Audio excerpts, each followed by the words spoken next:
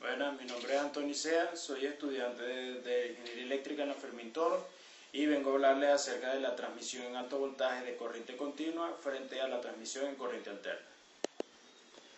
La transmisión de energía en alto voltaje de corriente directa presenta ciertas desventajas tales como la necesidad de transformadores para variar los niveles de tensión o las complicaciones para rectificar voltajes generados por fuentes de corriente alterna.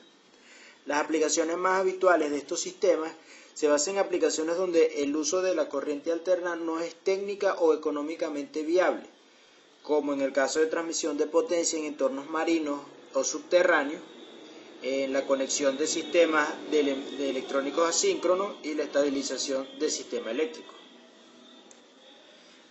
Entre los componentes de un sistema HVDC tenemos los convertidores AC/DC, que se refiere a los rectificadores, y los inversores, que son conversiones de DC a AC. Están también los transformadores de conversión, las líneas de transporte y los filtros AC/DC. Entre las principales ventajas encontramos ventajas económicas, como lo es el menor costo en las líneas, ya que son menos conductores, por lo que las estructuras deben soportar un peso menor, y un menor costo de operación. Entre las ambientales tenemos una menor franja de servidumbre y un menor impacto visual. Entre las técnicas tenemos que permite interconexiones asíncronas, un rápido flujo de potencia, la reducción de oscilaciones en el sistema de corriente alterna, no requiere subestaciones intermedias y la inexistencia del efecto esquí.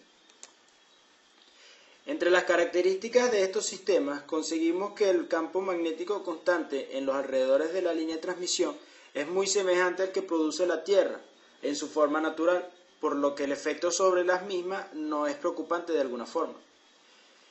Para una misma transmisión de potencia, un sistema de corriente continua requiere una menor necesidad de franjas de servidumbre y torres más esbeltas, ya que se necesita un menor número de conductores, que generalmente son 2. El campo eléctrico estático experimentado debajo de las líneas hasta la franja de servidumbre no produce efectos negativos en la salud humana, y el efecto corona de las líneas de transmisión producen una pequeña contribución de ozono, la cual es del mismo orden de magnitud que el generado por procesos naturales. Tenemos que hay varios tipos de líneas de transmisión, como lo son la submarina, la cual se encuentra limitada a 130 kilómetros por la reactancia del propio cable. Esta es la más eficiente y el único modo para trasladarla a grandes distancias. Esta interconecta en sistemas en distancias mayores a 600 kilómetros, con presencias de hasta 1000 megavatios, establecidos a profundidades no mayores a 80 metros. La transmisión subterránea, que en este tipo de líneas se permite la transmisión de energía eléctrica de una manera más fácil y práctica en zonas donde el espacio aéreo es limitado. Y también tenemos la transmisión aérea, que presenta ventajas importantes en relación con la corriente alterna. Una de ellas es el tamaño de las torres, dado que como van a soportar un menor peso, pueden ser de menor tamaño.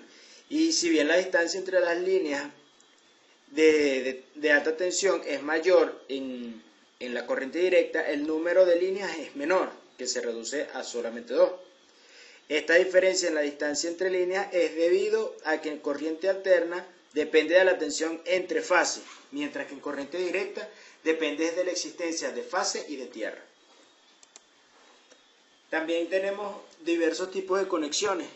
Aquí podemos ver la monopolar, en la que se utiliza un solo conductor para transmitir la energía, y el retorno se hace a través de la tierra.